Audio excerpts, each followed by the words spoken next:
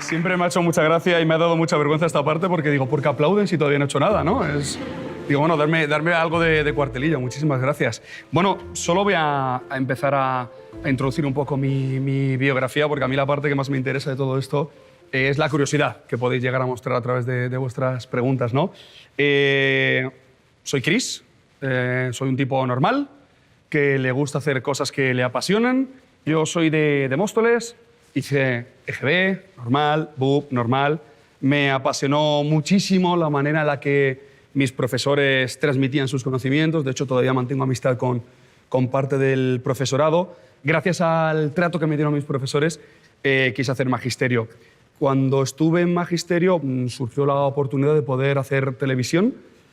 Después de ese programa de televisión, Desesperado Club Social, surgió uno de los grandes palos de mi vida, ¿no? Porque después de ganar un premio Ondas, pues resulta que cuando terminó aquel programa, por motivos políticos, pues no pude continuar en la televisión. Pensamos que nos iban a llamar de todas partes y no llamó absolutamente nadie, con lo que empecé a trabajar en una juguetería. Después de la juguetería llegó la oportunidad, porque sí que es cierto que una llamada te puede cambiar la vida. Durante mi periodo en Desesperado Club Social hubo un compañero que trabajó una vez conmigo y de repente años después decidió que, oye, mira, para el caiga quien caiga, yo conozco un tipo con el que trabajé una vez. Me llamó y efectivamente me cambió la vida, ¿no? Hice Caiga quien caiga durante un par de años también y al final, bueno, pues desde el verano del 2007 me dedico a hacer roscos en televisión, ¿no? Como habéis podido comprobar, el resumen de mi vida, efectivamente, sí, lo digo con todo el orgullo del mundo y quizá con una leve sonrisa. Soy un intruso, ¿no? Pero un intruso con rigor, con objetividad, con respeto y por encima de todas las cosas con pasión, ¿no? Entonces quiero hablar de esa parte más bonita, la parte pedagógica, la parte de la democratización de la cultura, ¿no? Me cuesta mucho observar la cultura en determinados círculos cerrados, yo los llamo los sanedrines, que no permiten democratizar esa cultura, ¿no? Y precisamente de eso me gustaría hablar con todos vosotros, ¿no? Cómo conseguir rescatar de una de las épocas que más me apasionan en esta vida, que en este caso es el Renacimiento, el respeto a la multidisciplina, el respeto a la polimatía, ¿no? Entiendo que más o menos la mayoría de los que estáis aquí conocéis la figura de Leonardo da Vinci, ¿no? ¿Podéis levantar la mano? Sin miedo, ¿eh?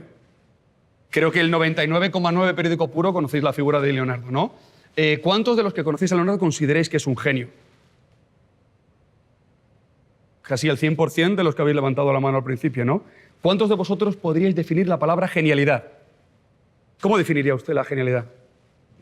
Como curiosidad, como una curiosidad exponencial. Una curiosidad exponencial. ¿Cuántos sois ahora mismo aquí? Unos cuantos, ¿no? Lógicamente, el primer motor de estar aquí es la curiosidad, con lo que igual tengo que aplaudir yo, porque veo muchos genios entonces en potencia, ¿no? Es decir, por lo menos se ha atrevido. Es decir, aparte de curiosidad, tiene la valentía. Según nuestra RAE, la curiosidad, o sea, la genialidad es aquella capacidad extraordinaria que tenemos cada uno de nosotros en hacer cosas diferentes y dignas de admiración, ¿no?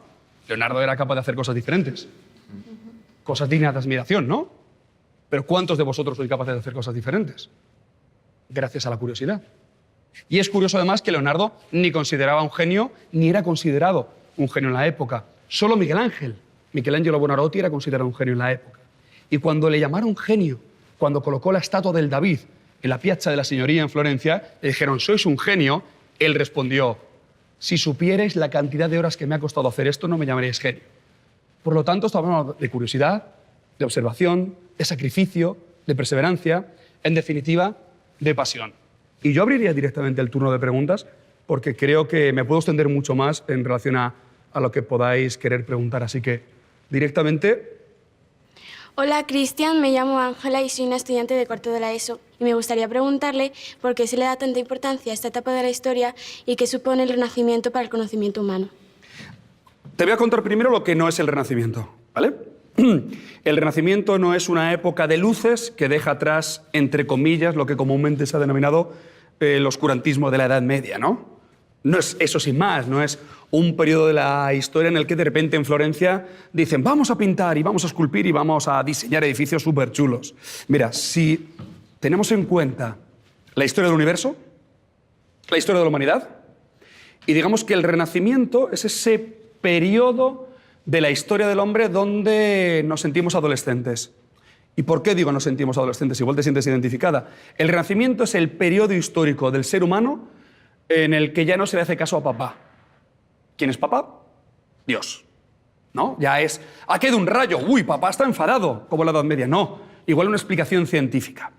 Bueno, ¿por qué surge el Renacimiento? Hay muchos factores, porque el Renacimiento, como te digo, no es una época de luces sin más en el que se desarrollan las artes. ¿Por qué se desarrollan las artes? Pues sucede un montón de cosas, desde la no celebración del Concilio de Basilea por culpa o gracias a la peste, que termina celebrándose en Florencia, la invención de la imprenta en 1440 con Gutenberg, la llegada, por ejemplo, de Lorenzo de Medici al poder en Florencia. Eso supone no solo un mecenazgo para los artistas, también supone, por ejemplo, la apertura de las primeras bibliotecas públicas. Es decir, que la gente tiene acceso a la lectura. Se traduce con ello, gracias a Mirandola, gracias a Marsilio Ficino, se traduce a Platón. Hasta entonces Aristóteles era el único aceptado por la Iglesia católica, ¿no? Entonces, claro, a la hora de traducir a Platón surgen las escuelas neoplatónicas, con lo que se amplía ese conocimiento. También surge la parte científica, ¿no? Se empieza a desarrollar y se empieza a valorar la polimatía y la multidisciplina. Es decir, la capacidad múltiple que tenían ciertas personas de hacer cosas diferentes, ¿no?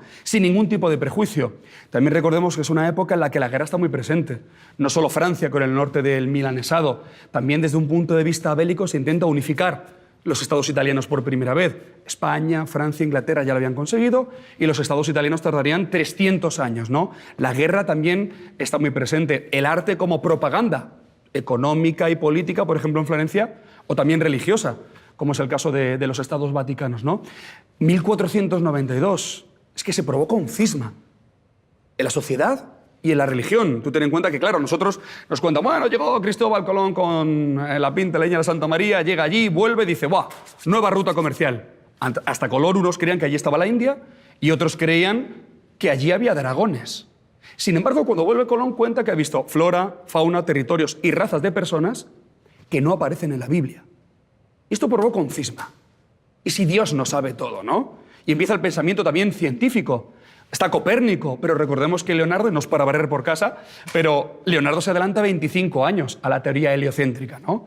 Entonces surge ese pensamiento crítico. Luego Carlos I, Carlos V, el saco de Roma. Todo eso es el Renacimiento. No es que la gente practicara arte sin más. Y dentro de todo ese mare magnum de cosas surgen los polímatas, surgen los artistas, surge la curiosidad, la autoformación. ¿En qué se quiere especializar cada uno jugando con la transversalidad de conocimientos? Tú me has dicho que estás en cuarto de la ESO, ¿no? ¿Qué edad tienes? 15 años. 15 años. Yo con 14 tuve que tomar una de las decisiones más importantes de mi vida. Con 30 tuve que tomar otra. Pero con 14 tuve que decidir letras o ciencias. ¿Ya? ¿Va a marcar mi vida ya esa decisión? Sí, sí, sí, sí. Y yo era un zote en matemáticas, pero un zote brutal. Yo recuerdo que en el último examen de matemáticas saqué un 0, pero 0. Además vino el profesor a pedirme perdón, sí, no riáis. En plan, Gálvez, he intentado hacer todo lo posible, pero es que no hay manera. Yo le rogué, por favor, voy a ir a letras puras, yo voy a hacer latín, griego, historia del arte. ¿Me lo jura? Se lo juro. Se lo juro, se lo juro. No voy a hacer nada de matemáticas. Me pasó de curso y efectivamente hice latín, griego, historia del arte, ¿no? Pero cuando uno empieza no a amar el arte, a amar a los artistas, la psicología de los artistas, ¿por qué los artistas hicieron lo que hicieron? En el caso, por ejemplo, de Leonardo, se da cuenta de que no se puede estudiar historia del arte sin matemáticas. No solo el Renacimiento, la perspectiva, Alberti, el número pi, proporción áurea, hablamos del Partenón, hablamos de las pirámides, todos matemáticas, incluso la música, ¿no? Entonces, claro, empecé ahí a pensar, esta transversalidad de conocimientos, ¿por qué no? ¿Por qué tendemos a ciertas especializaciones? Pero en ese periodo, lo que más rescato y lo que deberíamos rescatar todos en este siglo XXI es el respeto a la polimatía, el respeto a la multidisciplina. Lógicamente yo, sobre todo porque soy una persona que trabaja en televisión, claro, los que trabajamos en televisión, por ejemplo, no podemos escribir libros. Y es curioso, ¿no? Ese prejuicio a veces, ¿no? A mí cuando me preguntan, bueno, ¿tú qué te dedicas? Bueno, pues yo presento y escribo. Ya, pero elige una. ¿A qué te dedicas? No, a las dos. Anda ya. O tengo amigos que llegan y dicen, oye, ¿y usted? ¿Y tú? ¿A qué te dedicas? No, yo soy actor, actriz. Y dicen, ya, pero el trabajo de verdad. no me dedico a eso, ¿no? Entonces, claro, hemos llegado a un momento en el que, fíjate, se nos exige la especialización, pero sin embargo, ya te tocará, todavía tienes 15 años, cuando te hagan un contrato se te exigirá una especialización, pero te pedirán multidisciplina y además no te pagarán por ello. En el Renacimiento uno llega y me dice, mira, yo soy pintor, escultor, arquitecto, poeta, filósofo, botánico. Decían, demuéstralo. Y si lo demostrabas, te respetaban para toda la vida. Esa es la grandeza del Renacimiento, esa sincronía de conocimientos, esa transversalidad de las artes y las ciencias. Hola, Cristian. Me llamo Lucía y estudio bachillerato. Tú que eres un apasionado de Leonardo da Vinci y has dedicado muchas horas a estudiarle, ¿qué podemos aprender de hoy, 500 años después, de él? En el caso de Leonardo, deberíamos primero desaprender. ¿Y por qué digo desaprender? Porque hay ciertos conceptos que están instalados en nuestra cabeza por el peso de la tradición, por la psicología de masas, pero que de repente deberíamos plantearnos si es verdad, si es cierto todo lo que nos han contado. Sobre todo porque hay un periodo romántico en el que se reinterpretan muchas cosas en el siglo XIX, sobre todo con el Leonardo. También con los vikingos, también con los romanos. Pero en el caso de Leonardo, no solo Leonardo, sino además la productividad suya, la Gioconda, en el caso del romanticismo en el siglo XIX, surge un cambio demasiado brusco, ¿no? Ya hemos hablado de la genialidad. Es decir, nosotros le consideramos un genio, pero en el siglo XV, en el 400 y 580, no era considerado un genio, era considerado un bicho muy raro. ¿Qué podemos desaprender? Tenemos ciertos prejuicios también, por ejemplo, la longevidad en el Renacimiento, ¿no? Cuando Leonardo muere a los 67 años, siempre hay un leitmotiv que dice la gente, bueno, y bastantes son para la época, ¿no? Bueno, es curioso que, por ejemplo, Leonardo murió a los 67 años, no fue noticia por ello. Michelangelo Buonarroti murió a un día de cumplir 89 y tampoco fue noticia para ello. Sin embargo, sí fue noticia Rafael, que murió con 38 porque murió demasiado joven. Segundo, también parece que destilando un poco la higiene de la Edad Media, también solemos pensar que en el Renacimiento todavía eran un poco cochinos, ¿no? Es curioso que en el caso de Leonardo, todas las biografías coetáneas de la época, hablamos del Anónimo Gadiano, de Paolo Giovio, de Antonio Billi o de Giorgio Vasari, todos coinciden en algo con Leonardo, que era alto, fuerte, guapo, que se peinaba muy guay y que olía muy, muy bien, ¿no? Con lo que también otro prejuicio con respecto a la higiene. Otro es la sexualidad. Cuando hablamos de la sexualidad de los artistas del Renacimiento, automáticamente nos lleva a pensar, si cogemos al triunvirato, ¿no? A la Santísima Trinidad del Renacimiento, la que está considerada como tal, a Leonardo, a Miguel Ángel o a Rafael, el 66,6% de esos tres personajes eran gays. Tenemos un problema también en nuestro país, es decir, por ejemplo, en la figura de Leonardo, hasta el año 75 Leonardo era católico y ateo, según la bibliografía. Desde el 75 Leonardo se vuelve homosexual y ateo. Ninguno tiene la razón.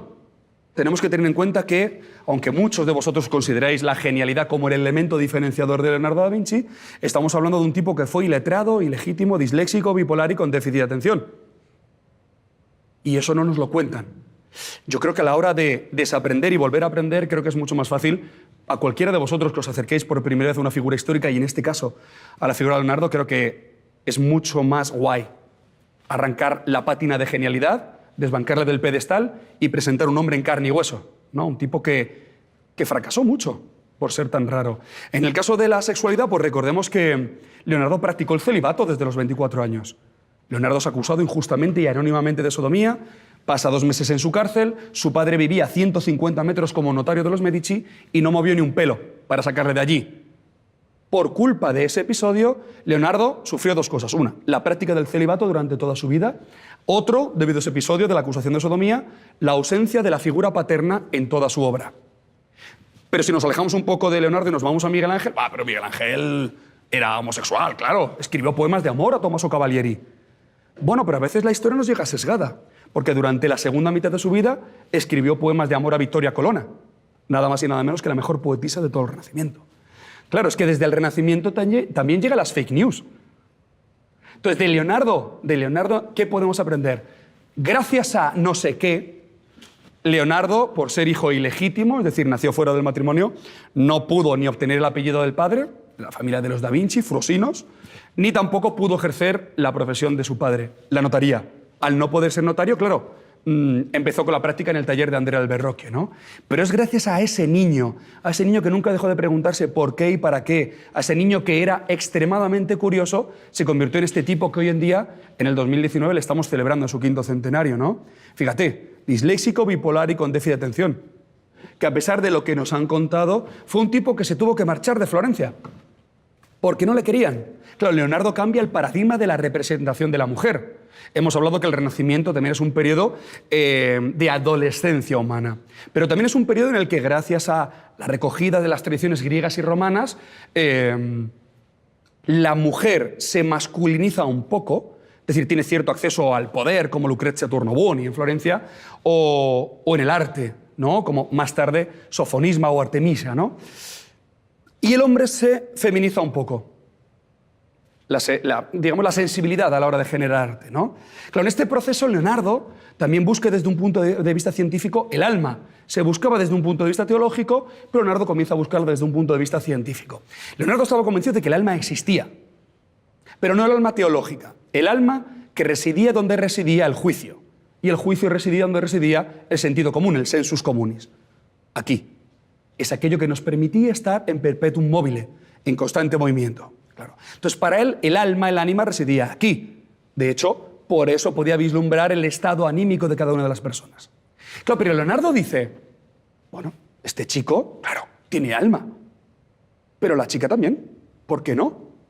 Hasta ese momento las mujeres eran retratadas según marcaba el De Corpulorum, un libro de finales del siglo XV. La mujer siempre tiene que estar retratada de perfil, siempre y cuando represente a una mujer, a ella misma. Si interpreta un papel desde un punto de vista teológico, mitológico, ya la mujer puede mirar, pero no es una identidad individual. Claro, el Renacimiento es una época en que se le da mucho valor al objeto. Y ojo, de vez en cuando las mujeres, por desgracia, eran objetos.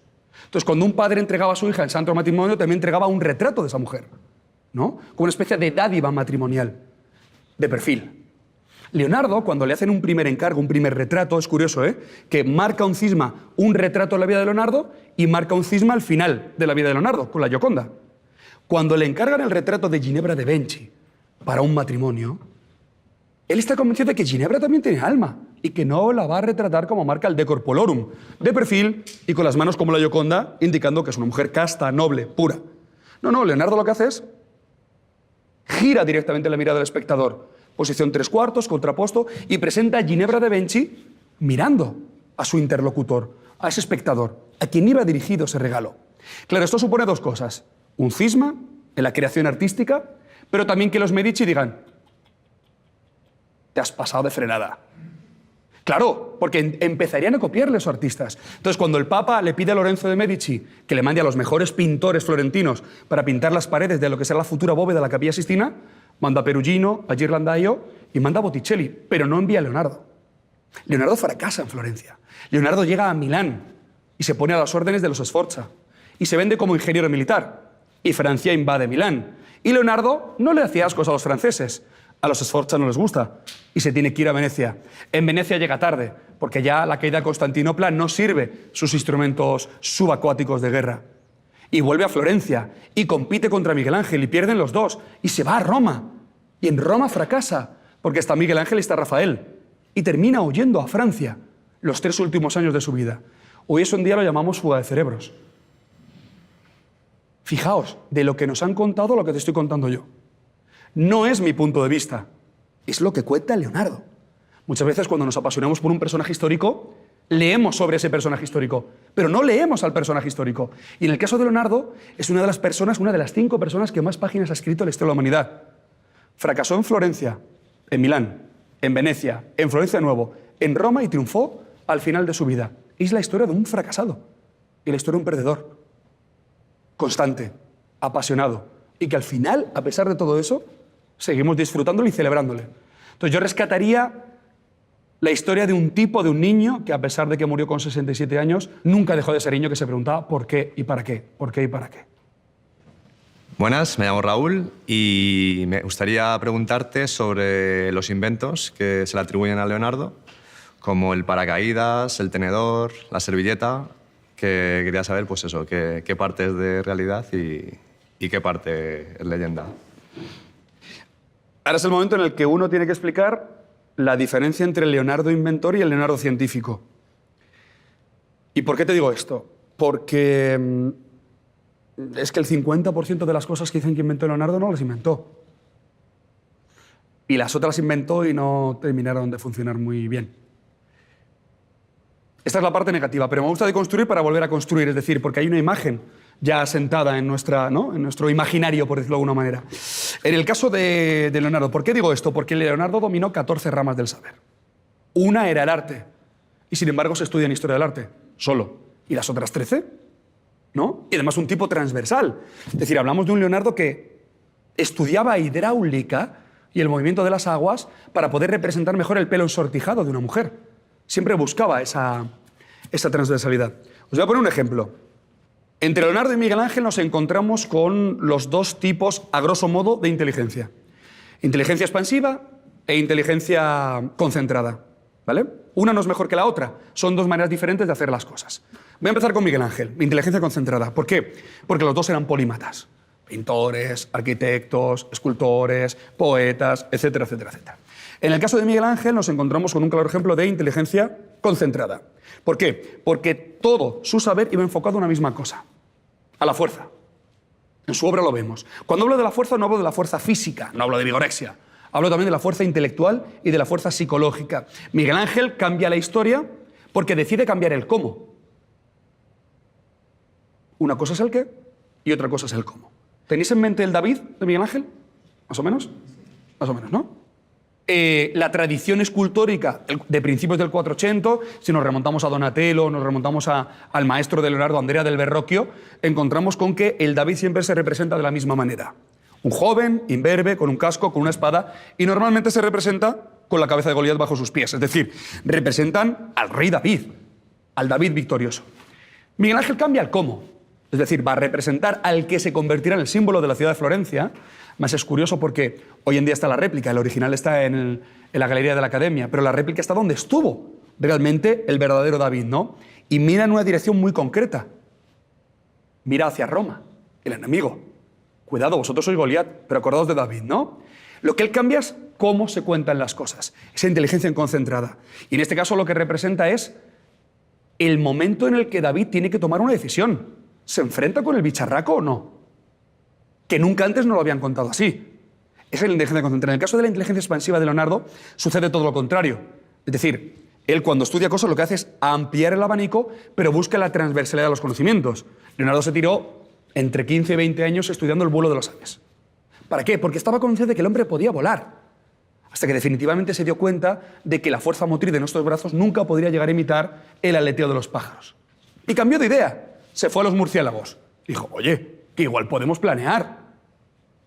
Y inventó el ala delta. 500 años después, Bob Kane, siendo un niño, vio la película del zorro, vio el ala delta de Leonardo y se inventó a Batman. Ahora bien, ¿inventó el ala delta de Leonardo? ¿O la inventó Ibn Farnas en el siglo IX en Córdoba? ¿Por qué? Porque Leonardo era científico. Y una máxima de la ciencia es trabajar a hombros de gigantes. Es decir, yo miro lo que han hecho los demás, recojo los fallos, recojo los aciertos y continuamos esa investigación. Y es lo que hacía Leonardo. Paracaídas ya existían. ¿Pero que funcionaran? No. Sin embargo, mira, te voy a dar una buena noticia. Si entras en YouTube y pones el Leonardo Parachute 2000, vas a encontrar con que un paracaidista profesional en el año 2000 tuvo el valor de lanzarse con ese paracaídas. Recordemos, cuerda, lino y madera. Y se lanzó y funcionó.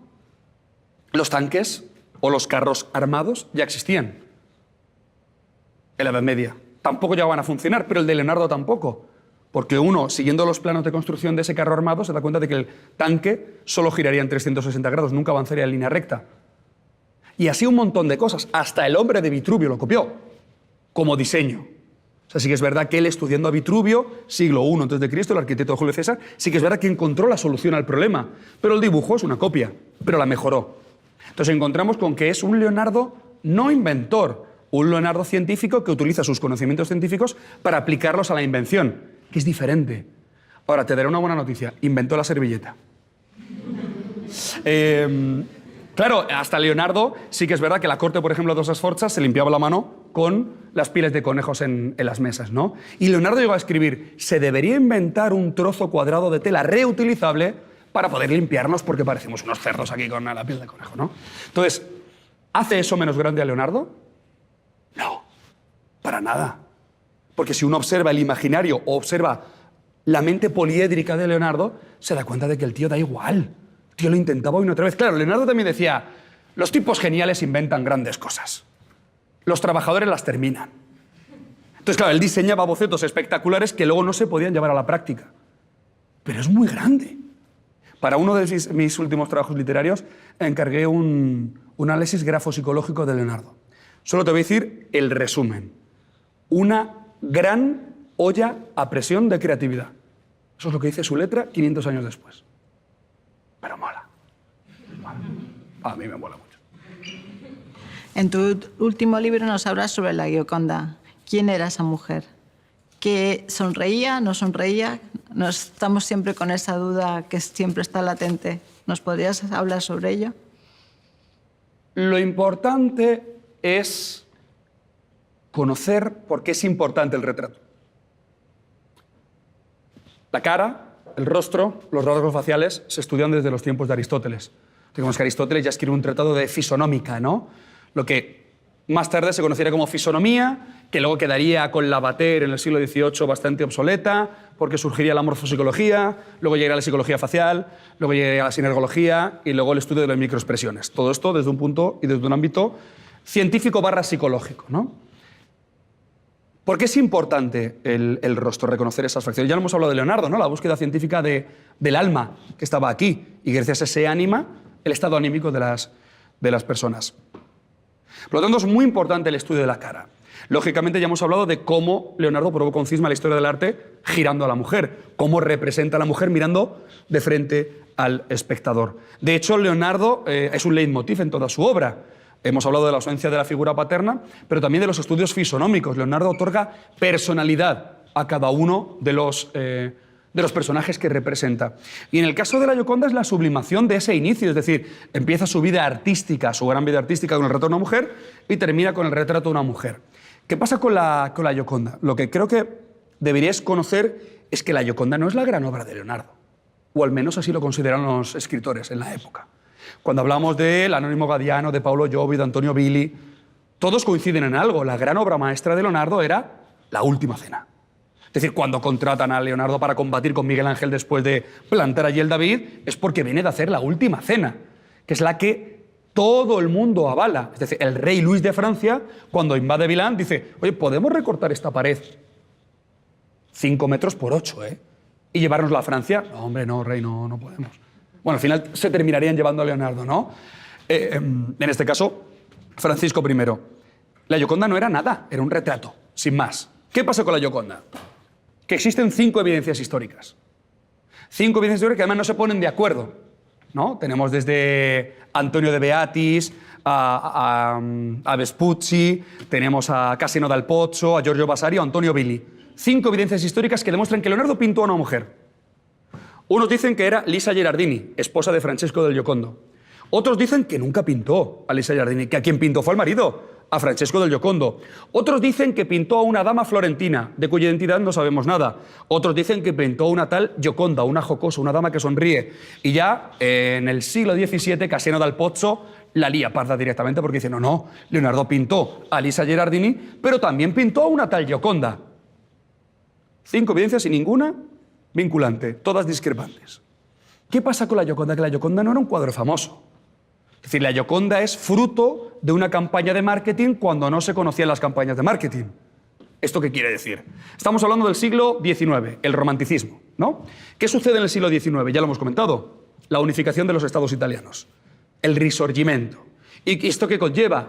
Sentimiento patriótico, anhelo nacionalista y la recuperación de los héroes patrios. Dante, Petrarca, Miguel Ángel, Rafael. Oye, ¿y Leonardo? No, pero Leonardo no está. ¿Dónde está? Uy, está en Francia. Es que más o menos le echamos. Ya, bueno, pero era italiano. Ya, pero está en Francia. Bueno, pero tenemos La Última Cena. Todos los biógrafos coetáneos alaban La Última Cena. Ya, pero dicen los franceses, bueno, nosotros tenemos la Gioconda. No, La Última Cena, no, la Gioconda, no, La Última Cena. Y los poetas románticos franceses e italianos generan un duelo intelectual artístico para ver quién es más leonardista, ¿no? En ese caso, digamos, la Última Cena vuelve a convertirse en obra suprema, pero la Gioconda vuelve a convertirse en femme fatale. Y Leonardo lo convierten en un genio. ¿Cuándo se provoca ese cisma? En 1911. En 1911, Vincenzo Perugia, un antiguo trabajador del Louvre, decide que al pasar por delante de la Gioconda, que estaba en un pasillo y que nadie iba a verla, dice, no, yo miré, declaración a la policía, no, yo miré a la Gioconda y la Gioconda, claro, me miró y me dijo, por favor, sácame de aquí y llévame a Italia. Y yo, claro, me lo pide la Gioconda y yo me la llevo. Miró, cogió la Gioconda, se la metió debajo del abrigo y hasta nunca. Él cuando llega a Florencia y se la entrega a la Uffizi, los directores de la Uffizi dicen, esto no es ni legal ni moral. Devolvemos la Gioconda a Francia. Y gana Francia. Claro, la Gioconda no termina siendo depositada donde estaba. Se le da una sala porque han ganado la guerra intelectual y artística. Habrá gente que diga, bueno, lo que estás contando es pura ciencia ficción. A los futboleros, ¿quién ganó el último mundial? Francia. ¿Cómo celebró Francia el mundial? Con una imagen de la Gioconda con la camiseta de Francia. ¿A quién le molestó? A los italianos. ¿Qué ha pasado cuando el Museo del Louvre ha pedido alguna obra a la Uffizi de Leonardo para conmemorar el 5º centenario? Que le ha dicho, hasta nunca. O sea, la guerra sigue vigente hoy en día. Sigue vigente. De hecho, los franceses generaban colas para ver el vacío que había dejado la Gioconda. O sea, iban a ver el vacío de un cuadro que nunca habían ido a ver. Psicoanálisis estudia esto, ¿no? La añoranza del objeto perdido. Fijaos, es decir, la fama de la Gioconda se la inventan. Todo esto sin saber a quién representa. Es decir, por las anotaciones que nos llegan, podría ser Lisa Gherardini, Isabella Gualanda, Isabella de Este, Pacifica Brandano, incluso Caterina da Vinci. Podría ser cualquiera de ellas. Lo importante es que sepáis que, ya lo he comentado al principio, ¿no?, de la charla, que el peso de la tradición y la psicología de masas deposita sobre nosotros determinadas cosas que automáticamente damos por verdaderas. Ya sabéis que los vikingos no tenían cuernos, al menos en los cascos. Los romanos no jugaban con los pulgares, se inventa en el 19, se potencia con Gladiator, se hacían yugular, ese tipo de cosas, ¿no? Porque, en definitiva, ¿quién es la Gioconda? ¿Qué más da?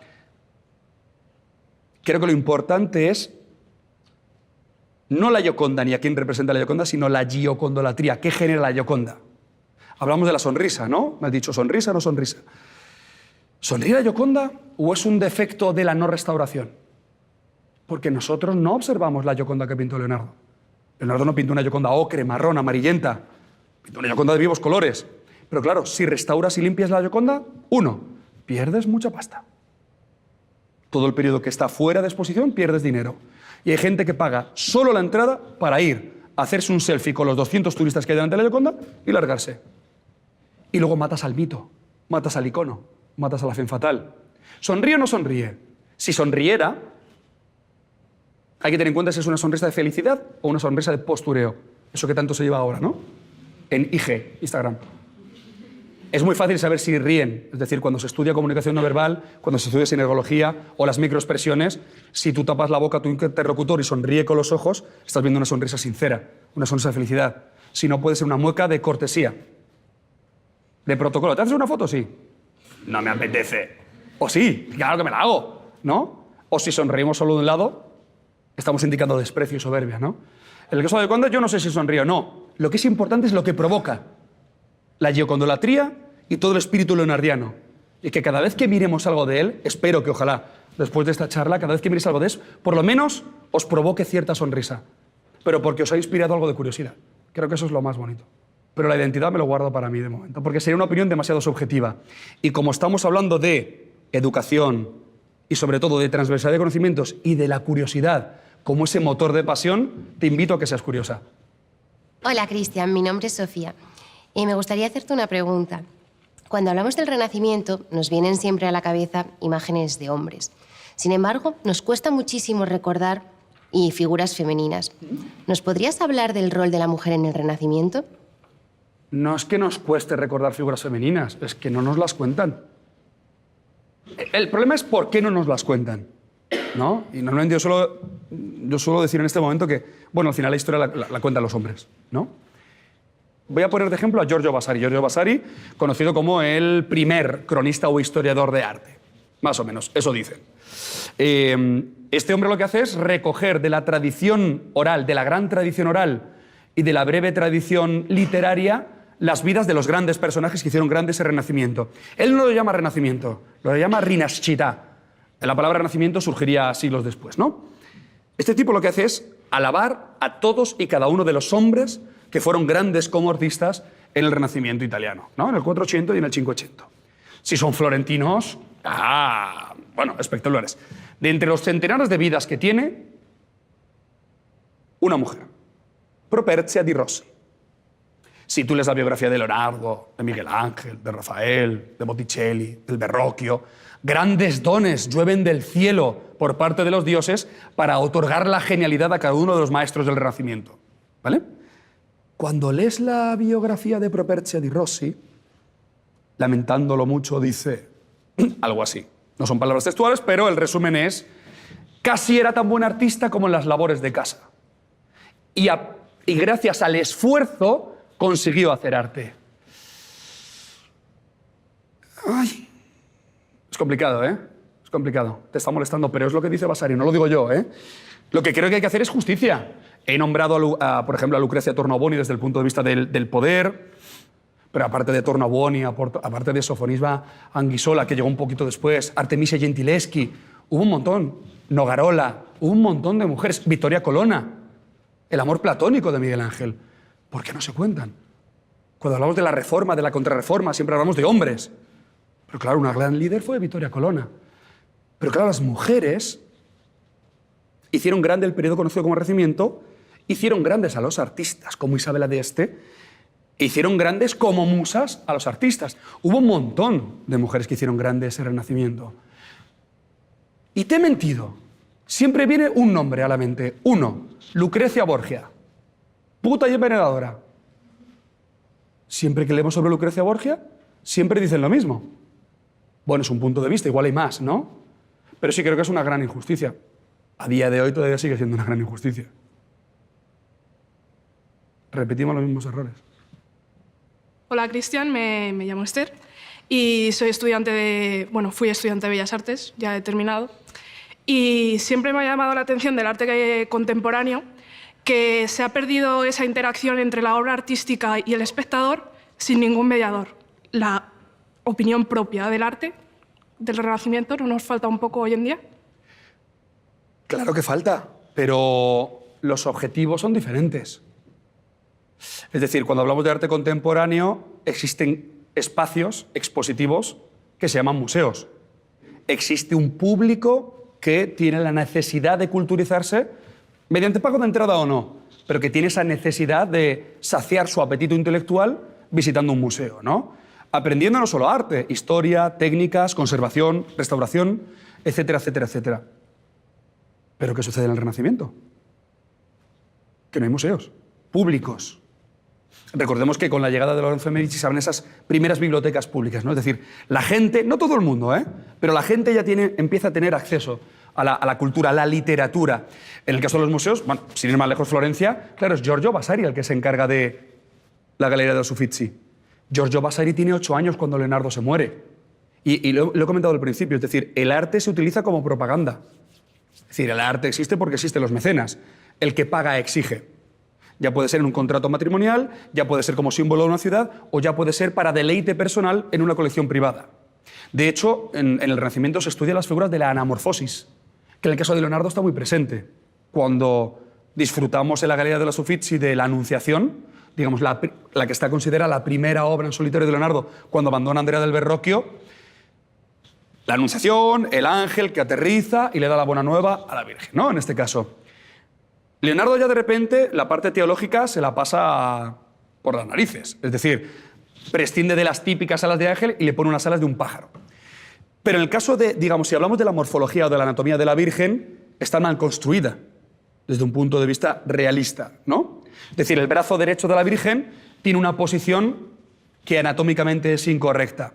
Pero claro, tú en la Galería Uffizi estás mirando de frente ese cuadro. ¿Ese cuadro está diseñado para mirarse de frente? Entonces nos tenemos que plantear desde dónde, cómo sabemos lo que Leonardo quería representar en ese cuadro. Leonardo, Miguel Ángel, Rafael. Si los que mandaban eran los que pagaban. Es decir, habría que preguntarles a los que ordenan la obra de arte.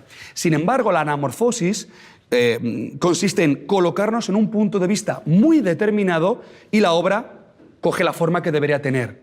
Es decir, cuando uno se pone de manera diagonal la obra en un lado o en otro, la obra, desde un punto de vista anatómico, cobra sentido. Entonces eso nos llega a pensar, ¿esa obra estaba pensada para estar colgada en un pasillo? Digamos, es un punto en el que no podemos admirar el conjunto de la obra de frente, sino que, o cuando vamos o cuando venimos, podemos disfrutar de esa obra. Por lo tanto, el discurso es que no es un discurso del artista, es un discurso del que paga. Leonardo, cuando intentó, en este caso, ser libre, no se lo permitieron. O Miguel Ángel. Recuerdo que cuando, esto viene en las crónicas, ¿no? Cuando Piero Soderini, gonfaloniero vitalicio de Florencia, encarga esa figura del David y van a colocar el David, antes va al taller de Miguel Ángel, está mirando.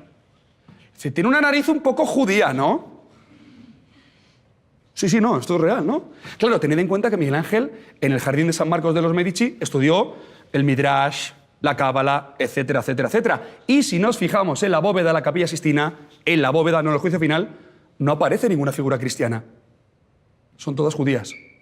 Luego ya con el juicio final incluiría no solo figuras cristianas, también a Caronte, por ejemplo, en la Laguna Estigia, ¿no? Entonces, claro, la nariz del David es judía. ¿Qué hizo Miguel Ángel? Subió y como estaba muy alto, cogió un poquito de polvo de mármol, hizo que tallaba un poco la nariz, soltó el polvo, cayó al suelo y cuando bajó le dijo Piero Soderini, ahora sí, ahora es una nariz cristiana. Se había quedado igual como estaba. Es una anécdota muy, muy curiosa, pero que nos permite conocer quién lanzaba el mensaje, si el artista o el patrón o el mecenas. Hola, Cristian. Soy Marc.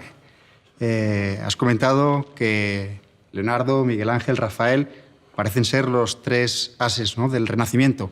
Para ti, ¿cuál sería el cuarto as de la baraja? Es que no tengo claro que sean los tres ases. Es decir, se les conoce como tal, ¿no? El tríptico, la Santísima Trinidad, el triunvirato del Renacimiento. Pero claro, es que no juegan en la misma liga. Por ejemplo, Botticelli fue redescubierto muchos siglos después. Y luego las tortugas ninja se equivocan. Donatello no tenía que estar ahí. Donatello Santero tenía que estar Botticelli, no Donatello. Ahí se equivocan y metieron la pata. Y además los roles están cambiados. Es que fíjate que si hablamos solo de arte, me quedaría con Miguel Ángel y con Rafael.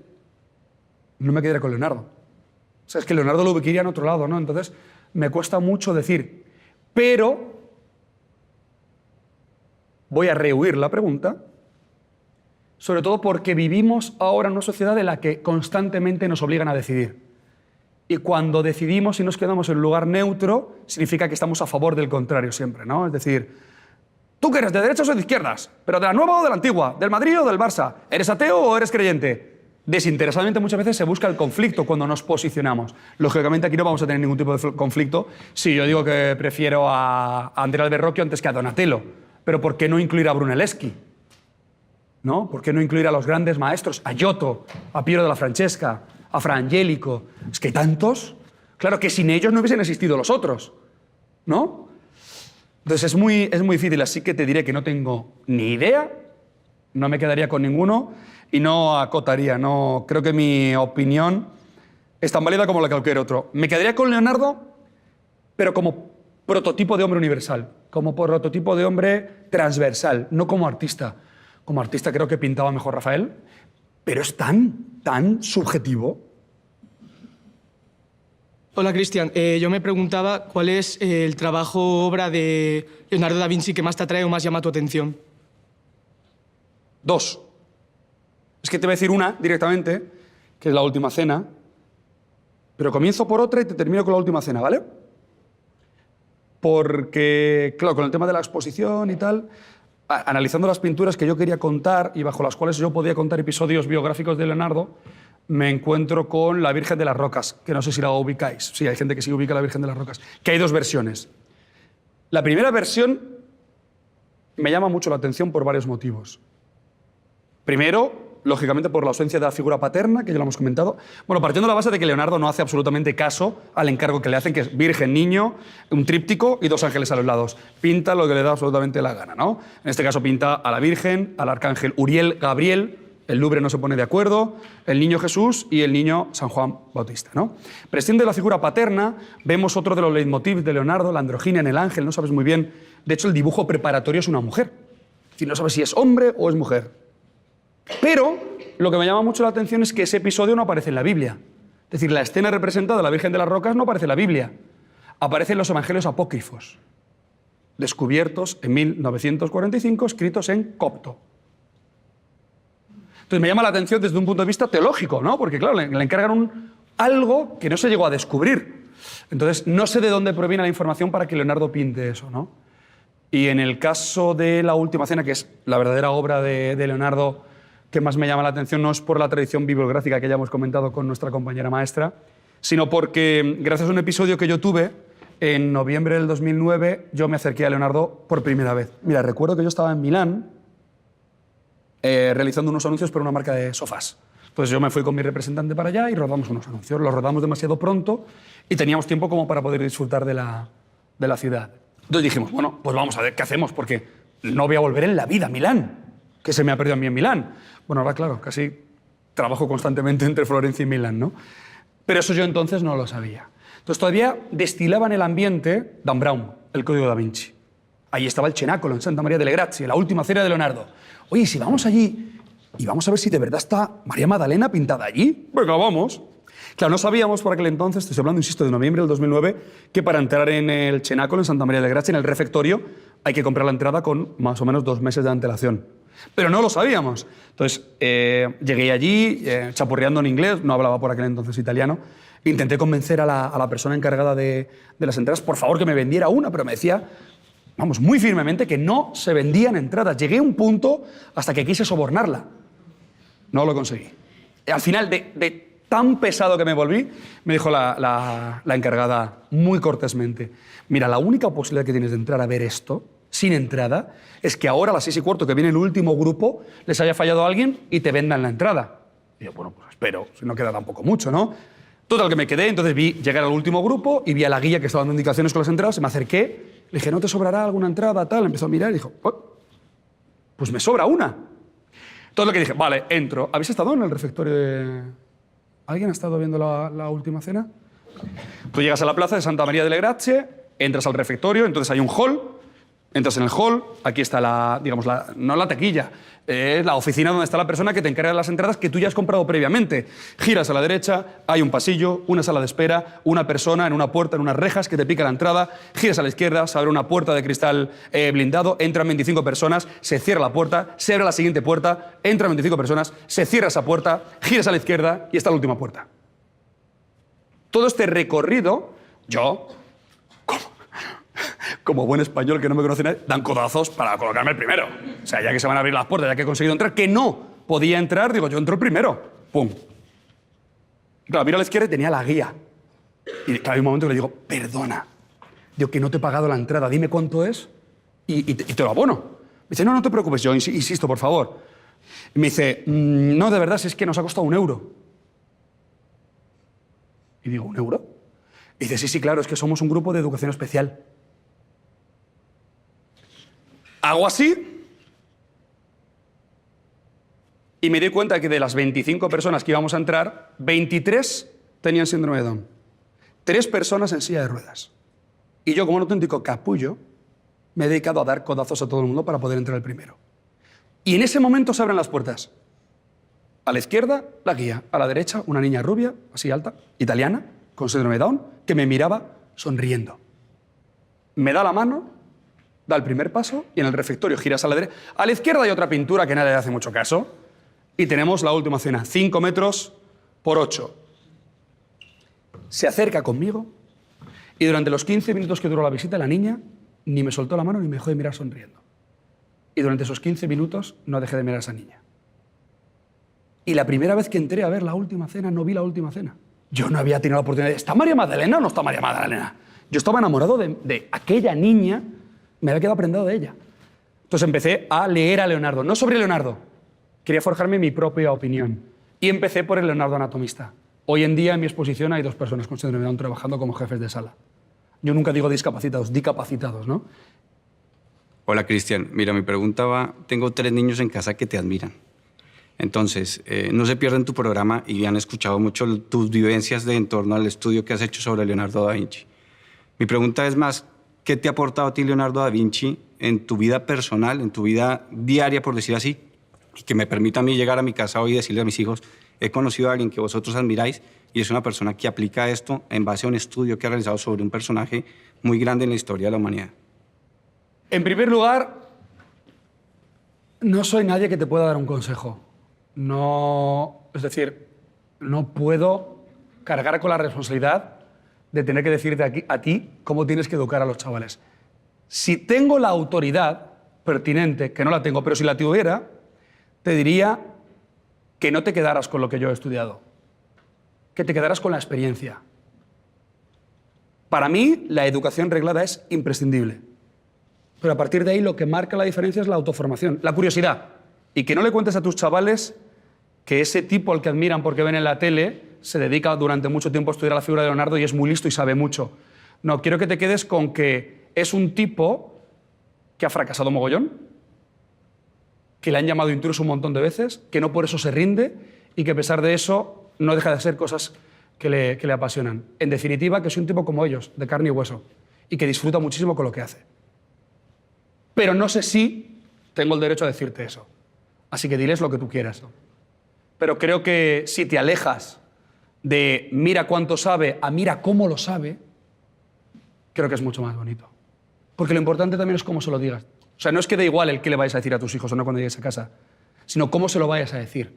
Y entonces, como aquí hay profesores, me gustaría rescatar un experimento que se hizo en los años 60 para contar la importancia del cómo, desde un punto de vista educativo, a unos niños que admiran o no a determinados personajes. En la década de los 60, recordemos que en la década de los 60 está el movimiento hippie, surge Kennedy, mueren un montón de personajes históricos, desde Walt Disney, a Marilyn Monroe, el Che Guevara, supuestamente el hombre llega a la luna. Llega a la luna. Están los Beatles, con esos cortos de pelo, ¿no? Pero, sin embargo, también está el auge del racismo. Ku Klux Klan, matan a Martin Luther King, ¿no? Claro, era la noticia, han matado a Martin Luther King. Y uno de los niños, en este caso es una niña, sois más curiosas, pregunta por qué han matado al rey, por qué han matado a King, ¿no? Y claro, en ese momento Jane Elliot decide arriesgarse. Decide arriesgarse. No tiene por qué hacerlo. Pero a pesar de que algunos sectores de la academia, esos sanedrines que no permiten democratizar la cultura, podrían haberla señalado como señalaron a Leonardo en su tiempo, decide hacer un experimento, decide ser transgresora, decide cambiar el cómo, el que es, señoras y señores, el racismo es malo, al sentido común, somos iguales, ¿no? Pero claro, decide cambiar el cómo y hace un experimento, ojos marrones y ojos azules. Divide la clase en 2 y decide que aquí se van a sentar los niños y niñas con los ojos marrones y aquí los niños y niñas con los ojos azules. Y les dice a los niños de los ojos marrones que se ha descubierto que genéticamente son superiores, que son mucho más listos que sus compañeros de los ojos azules. Hasta hacía unos minutos habían jugado juntos, se habían abrazado juntos, se habían hecho deberes juntos. Y sin embargo, con esa frase, un experimento seguido por los padres al otro lado de un espejo, de un cristal, los niños con los ojos marrones empezaron a mirar con aires de superioridad a sus compañeros. Acababan de estar jugando. Hicieron un examen y sacaron mejores notas. Disfrutaron de más tiempo de recreo y ellos bajaron las notas. Al día siguiente la profesora, con esa transgresión, con ese cambio del cómo se dicen las cosas, decidió pedir perdón. Porque decía que se había equivocado al día anterior, que los niños y niñas de los ojos marrones no eran superiores, que eran los niños y niñas de los ojos azules. Ellos se vinieron abajo. Ellos de repente empezaron a mirar con aires de superioridad a sus compañeros, cuando el día anterior habían sacado peores notas y habían disfrutado de menos recreo. El último día llegó y dijo, tengo que pediros perdón. ¿Por qué? Porque me equivoqué. Porque ni los niños y niñas de ojos marrones ni los niños y niñas de ojos azules sois superiores los unos a los otros. Sois todos iguales. Se levantaron y se fundieron en un abrazo. Años después, Jane Elliot visitó a ciertos alumnos de ese experimento y había desaparecido cualquier rastro de racismo. Tú decides no solo el qué le quieres contar a tus niños, sino también cómo se lo quieres contar. Cuando estudiamos a los grandes genios del Renacimiento, a Rafael, a Leonardo, siempre nos fijamos en sus grandes obras de arte, pero no nos acordamos casi nunca de sus fracasos. ¿Nos podrías hablar sobre algunos de estos fracasos de estos grandes genios? Si no me equivoco, eres maestra. Sí. Nos vamos a Historia del Arte. facultad, Renacimiento, asignatura, un semestre. Es muy complicado hablar de todo el Renacimiento en un semestre, ¿no? Entonces, claro, para hablar de Leonardo, de Miguel Ángel y de Rafael, lo que podemos hablar es de sus aportaciones artísticas. No da tiempo a contar todo. No da tiempo a contar la situación política, económica, religiosa, etcétera, etcétera. Porque se está hablando de arte, pero creo que cuando se habla de arte, no se puede hablar de arte sin historia. No se puede hablar de arte sin economía, sin matemáticas, sin religión. No se puede hablar de arte sin religión. ¿Y por qué estoy constantemente defendiendo esa transversalidad de conocimientos en la pedagogía? Pues porque hace más de 30.000 años, cuando nacíamos como especie, hacíamos arte. Pintábamos bisontes en las cuevas. Y cuando miramos hacia arriba, hace 6.000 años, y veíamos el espacio, e intentábamos comprenderlo, qué había allí y qué no había, ¿qué es lo primero que hicimos? Dibujar. Constelaciones, que no existen. Pero para comprender lo que había más allá, para comprender la ciencia, utilizábamos el arte, dibujábamos figuras. Entonces, desde el principio de los tiempos está la transversalidad de los conocimientos, está la incesante curiosidad del ser humano. Y dentro de esa curiosidad, el fracaso es lo que nos forma como personas. No el fracaso, sino también cómo afrontamos ese fracaso. Y estamos acostumbrados a que... Voy a recoger algunos titulares. Nadal pierde contra Djokovic. ¿Está acabado Nadal? Carolina Marín no gana el Mundial. ¿Está acabada? Tío, es la segunda mejor del mundo. Es que es plata, ¿no? Pero es que somos especialistas en ensalzar y en luego usar y tirar. Creo que no se enseña a gestionar el fracaso. Creo que no se enseña. Creo que hay un punto de humillación y muchas veces el ser humano, desde un punto de vista psicológico, creo que pierde más tiempo en utilizar sus energías en señalar y criticar lo mejor y lo peor de los demás antes que utilizar esa energía en hacer cosas que le provocan satisfacción. Y la satisfacción está en el camino. Siempre está en el camino, no está en la meta. Pero se nos enseña que es la meta. No estudies eso, que no hay salida. Pero ¿y cómo lo sabes? Si faltan 5 años. Yo recuerdo cuando le dije a mis padres, quiero ser profe. ¿Pero bicho raro? ¿Profe? Si está... Hay un excedente de profesores. Estudia telecomunicaciones, que es el futuro.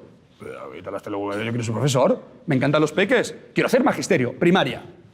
No llegué a terminar la carrera, pero todo el conjunto de mis compañeros, mi promoción, acabó la carrera. Justo 3 años después, había sobresaturación de ingenieros en telecomunicaciones y faltaban profesores. No podemos saber lo que va a pasar. Lo que hay que hacer es lo que nos apasiona, porque en eso marcamos la diferencia. No estudies lo que te digan, estudia lo que tú quieras. Y si en mitad del camino te das cuenta de que eso es lo que no quieres ejercer, déjalo. Ya, es que he perdido. No, has ganado. Al revés. Te has dado cuenta de lo que no quieres hacer. Y seguro que algo de ese conocimiento puedes generar la suficiente sinergia con otro para ser mejor. Entonces, el fracaso es un paso y un elemento fundamental para ser mejores personas, para ser mejores profesionales y, por encima de todas las cosas, para ser más felices. Hola, Cristian. Soy Gonzalo. Nos has retratado a un Leonardo da Vinci con TDA, bipolar. Entonces, en esta educación actual, donde ya empieza a ver, el sistema español empieza a ir hacia las competencias, ¿qué crees que nos diría a los profesores, al sistema educativo, Leonardo da Vinci, para potenciar, que no se pierdan esos Leonardo da Vinci del camino? Claro, hoy en día, claro, no hacemos con los chavales lo que hacían con Leonardo. Tío, sale al campo y juega. Sale al campo y disfruta. Sale al campo y observa. Experimenta. Fracasa. Permítete el fracaso. Permítetelo. Y yo creo que eso es lo que nos diría, que disfrutemos de la experiencia. Que si la experiencia no somos nada. Que si solo nos quedamos en lo que nos cuentan, matan o podan o seccionan nuestra capacidad de ir un poco más allá. La clave está en la pasión. Tanto del que enseña como del que aprende. Y en la curiosidad por encima de todas las cosas. Y fruto de esa curiosidad hay una frase maravillosa que con esa cerró su último códice Leonardo da Vinci. Yo creo que aquí lo dejo porque se me enfría la sopa. Y fíjate, a raíz de esto, para terminar, fíjate, Leonardo, cuando no es aceptado por los Medici en 1481, decide enviar una carta a Ludovico Sforza. Estamos hablando de 1481, en unos estados italianos en los que cambiar de Florencia al Ducado de Milán era como cambiar de país hoy en día, ¿no? Al final terminan contratándole como músico. y como organizador de eventos. Leonardo llega a Milán y le encargan la boda, una boda en el Ducado de Milán para los Sforza, ¿no? A pesar de que era artista. Os cuento esto por la importancia del cómo, desde el punto de vista pedagógico. Leonardo decide que en la boda lo que va a realizar es la tarta más grande del mundo, en el Castello Sforzesco. Una gran plaza abierta en el Castello Sforzesco y decide que va a hacer la tarta más grande del mundo. Claro, Ludovico Sforza le dice que la tarta tiene que ser muy grande. Cuidado, que es que son 300 los invitados que van a asistir a esa boda. Y dice Leonardo, no me habéis entendido. O sea, la tarta va a ser tan grande que la boda se va a celebrar dentro de la tarta. Y cuando termine la celebración, os vais a comer la polenta endurecida como postre. Le tildan de loco. Contrata a los mejores arquitectos, a los mejores pasteleros, a los mejores cocineros, a los mejores artistas para diseñar esa tarta. Se pone a trabajar sobre ella y la termina. Al día siguiente, justo el día que se va a celebrar ese enlace nupcial, Leonardo llega el primero. Y cuando llega a ese palacio del Castello Sforzesco se encuentra que el banquete ya ha tenido lugar. ¿Pero cómo es posible? Si la boda es esta tarde. Todas las alimañas de la ciudad se habían zampado la tarta. Había ratas, pájaros, todo lleno de polenta endurecida por ahí, tirada esparcida. ¿Qué hizo Leonardo para solventar ese episodio? Se piró, se largó, lo dejó todo allí, tenía miedo, no tenía plan B. Y lejos de hundirse ante el fracaso, se pone a trabajar, se pone a investigar, se pone a curiosear. Y se pone a trabajar, y cuando termina el trabajo, convoca otra vez de nuevo a la ciudad de Milán. Ludovico Sforza mosqueado. El grueso de la ciudad de Milán, mira, le señalaban por la calle. Mira, ahí va Leonardo, ¿eh? Ese genio de Florencia que, cuidado, que no sabe dar de comer a 300 personas. Y cuando va a presentar su último trabajo, dice, ciudadanos de Milán, todos aquellos que me señalabais por la calle, dicen, mírale, por ahí va, que no sabe dar de comer a 300 personas, os digo ahora, ¿cómo no voy a ser capaz de dar de comer a 300 personas si soy capaz de dar de cenar al Hijo de Dios? Y presentó la última cena. ¿A vosotros qué os han contado? ¿Que está María Magdalena la última cena? ¿O que Leonardo fracasó y que gracias al fracaso no solo obtuvo un éxito, sino que ese éxito fue tan grande que eclipsó el fracaso? Nos han contado otra cosa. Nos han contado que hay personajes tan excelentes que son inalcanzables. Y yo pienso que no es verdad. Pienso que a través de la curiosidad, la observación, sacrificio, la perseverancia y la pasión, podemos ser como Leonardo. O Leonardo como nosotros. De hecho, fijaos, curiosidad, habéis venido. Observación, habéis atendido. Perseverancia, seguís conmigo. Sacrificio, igual a estas horas tendríais algo que hacer. Pero creo que algo nos une a todos hoy aquí. Y es la pasión. Por ser mejores personas y por encima de todas las cosas, por ser más felices. Gracias.